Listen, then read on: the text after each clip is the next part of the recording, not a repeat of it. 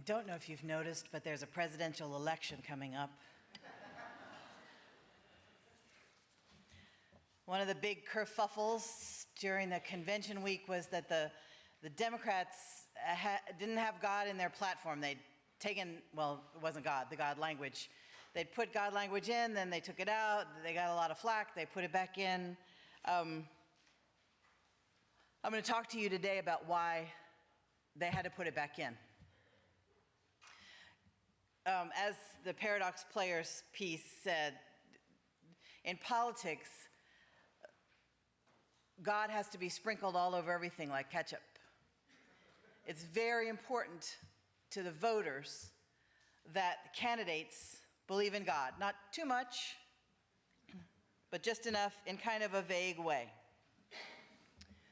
Every speech has to end with, God bless you and God bless America.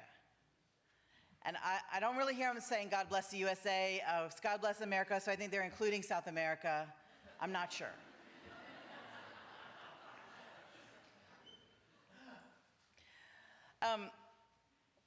The reason for this is that there is an American religion, or a religion of the American way. It acts a lot like a religion. It looks like a religion. It's held deeply like a religion. You have to speak about it in broad, sweeping language, beautiful language that sounds biblical but isn't really biblical. University of California, Berkeley, sociologist Robert Bellah is one who first wrote an article about this in the 60s, so it's almost 50 years ago. He wrote an article about this called American Civil Religion. And in doing this article, he gave us a way of seeing things. He used concepts from Alexis de Tocqueville and Rousseau, but he put it in terms of this nation, in terms of how we do things, and it gave rise to an ongoing conversation about American civil religion. It's made up of stories and images that are collectively believed in and sentimentally held. You can tell when a belief is sentimentally held because the person is not just offended when you say something that contradicts their belief. Their feelings are actually hurt. Their feelings are hurt when you say something that goes against these sentimentally held myths. A myth is a collectively believed thing. These myths of our American culture. These myths are meant to orient us as Americans in the world. Here's our place, here's who we are, here's our reason for being, here's what's expected of us.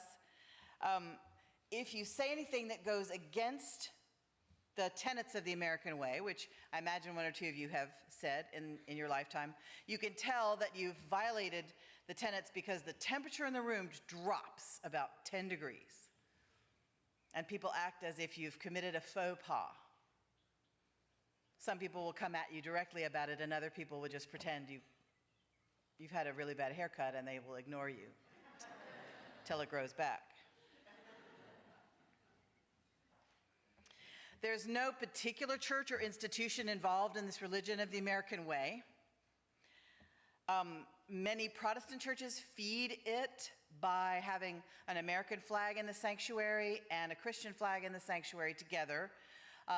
They pray for the government, and they teach their folks that the people in government office are there because God put them there. I think that's been challenged since 2008. I'm not sure that they still teach that. The culture feeds the American civil religion with rituals and commemorations and images. The high holy days of this religion are 4th of July, Memorial Day, Veterans Day, and inaugurals. These are the high holy days when you'll see all of this come out in high dudgeon. What is expected of Americans is honesty, sacrifice, hard work, loyalty to the tenets of the American way. The chief of these tenets is that anybody can make it in America with a little luck and a lot of hard work. That is one of the most deeply held among these tenets, and it will not get you elected if you go against that. We are a God-fearing people, like the founders of this nation. We are champions of religious liberty, a nation that God has mandated to carry out a special mission in the world. We have a classless society.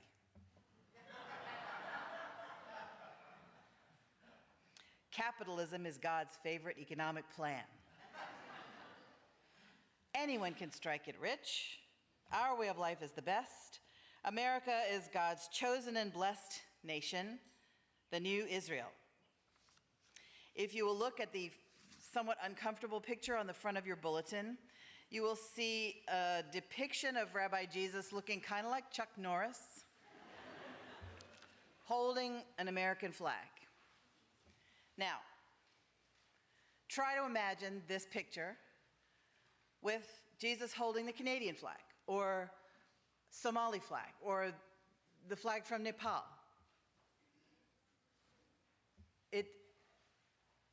It's a picture of how Jesus likes America best.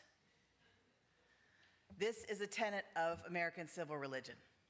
We are God's favorite and chosen. Now, anybody will tell you Jesus loves the little children, red and yellow, black and white. They are precious in his sight. Jesus loves the little children of the world, but he loves little American children the best. And really, he loves rich little American children best.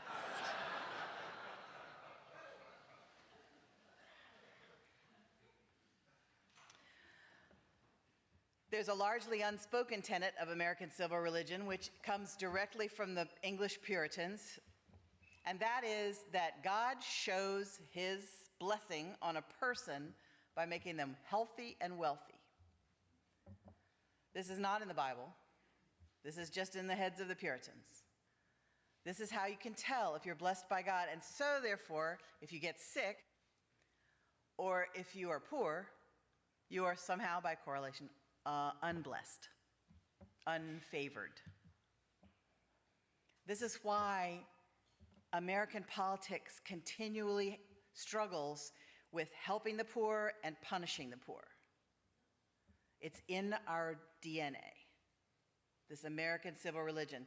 I'm supposed to help the poor, but they did something wrong because they're unblessed. So I can forget about them for long stretches of time, except for Thanksgiving and Christmas, and then we'll drop a little care package on their door. And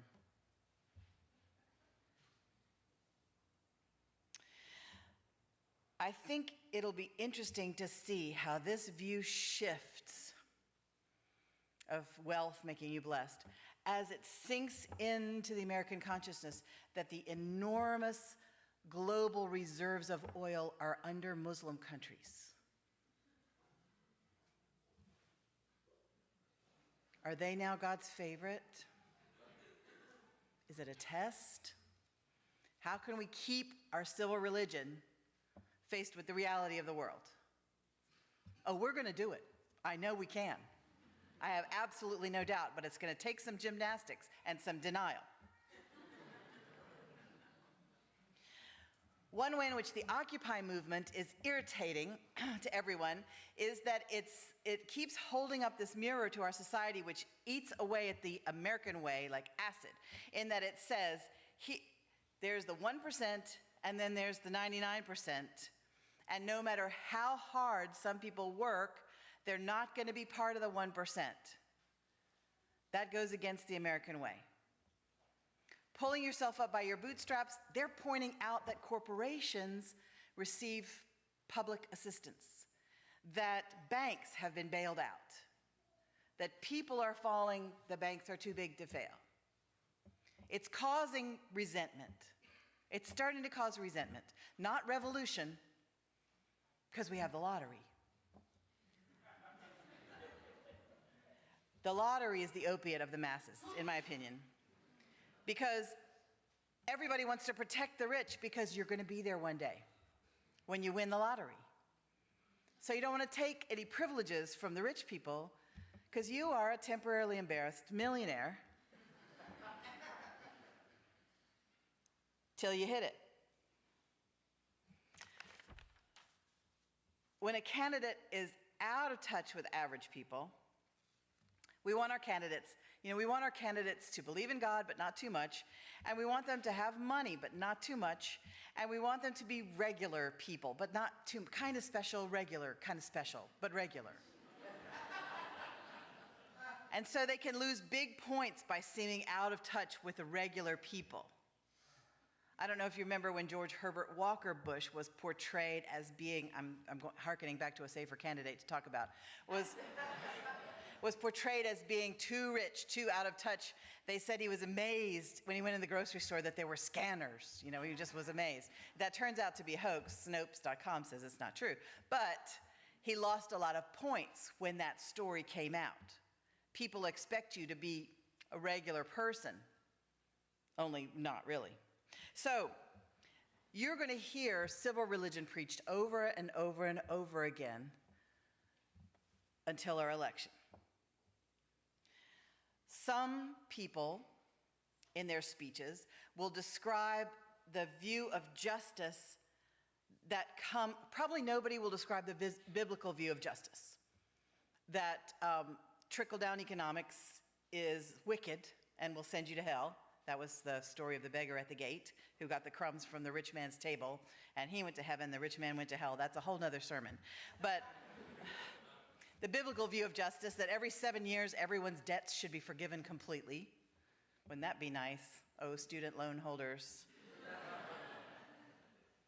No, most of the views of justice you'll hear are from the English Puritans, which say, if you don't work, you don't eat. Have you heard that one? And God helps those who help themselves. Where is that in the Bible? Nowhere. Who said it? Benjamin Franklin. Many people don't know that. Most Americans have a kind of a feeling that there should be justice. So you have to say there should be justice without being too specific about what it would look like. And most Americans are kind of for peace. So you have to be for peace without being too specific about what it would look like. And most Americans,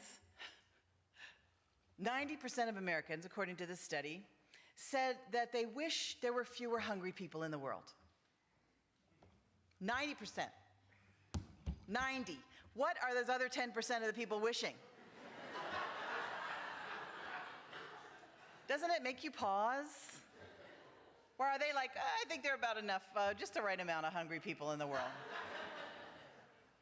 It boggles my mind. Now, another area where the candidates have to be very careful is with religious tolerance. Because religious tolerance is an American value. Religious tolerance is not a Christian or biblical value. Not. You might be surprised by that. So they have to kind of walk carefully because their evangelical base is not for religious tolerance. But their kind of vaguely American civil religion base that doesn't want them to be too Christian, just kind of vaguely believe in God, that's good. Don't be not believing in God, that's bad. They would lose votes. You could tell they don't want you to be too Christian because of Mike Huckabee in the last election. He was saying the Constitution should be rewritten to be more like the Bible, and he lost even South Carolina. So he alarmed people, went too far.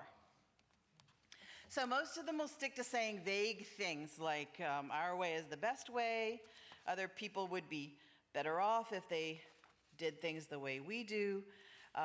Nobody will point out the wrongs that America has done in the world. Nobody will point out, for example, unless they want to lose, that Denmark has the highest rating of citizen happiness, that the French have internet blazing fast, much faster than ours, that German cell phones have 300 hours of battery. I'm not sure about that one, but this guy in a campground who was German told me that about his cell phone. See, now he had been in the woods for 5 days, in the woods in Denali with his phone, and I'm like, how did you get it to charge up? Do you have a solar thing? He says, my phone has 500 hours of battery. Oh, so I thought he was probably exaggerating, so I took it to 300, but I have no idea. I'm going to find out, though. Because we just assume that Americans should have the best, right? We should have the best one, and the one we have should be the best. And if somebody else's is better, that's not right. It goes against the American way, right? You won't get elected if you say that some people can't make it in America no matter how hard they try, that some people just need help and can't contribute, that 2/3 of welfare recipients are children, that freedom of religion in the U.S. should also include freedom from religion, that teen pregnancy rates are lowest in countries that have the highest, most comprehensive sex education. These truths would be death to a candidacy because they violate the tenets of American civil religion. And the reason I'm talking to you about this is because usually Unitarian Universalists value clarity, and they want to know what's happening behind the scenes. And so I'm giving you this information just so that you can look for it now. Just see what you think and see if you can recognize, oh, that's American civil religion I'm seeing right there. I think it's interesting. So let's be on the lookout this upcoming month. And God bless us all, and God bless the USA. Now will you please say with me the words by which we extinguish our chalice.